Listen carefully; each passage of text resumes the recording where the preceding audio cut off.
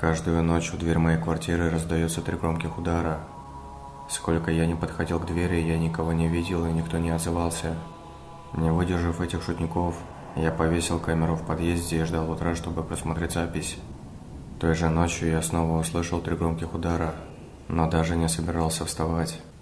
Утром, просмотрев запись, я никого не увидел в подъезде. Я уже начал придумывать различные теории этому случаю, но подойдя к входной двери, я увидел вмятину на ней с внутренней стороны квартиры. Все это время стучали по двери из моей же квартиры. Но какого черта, если я живу один?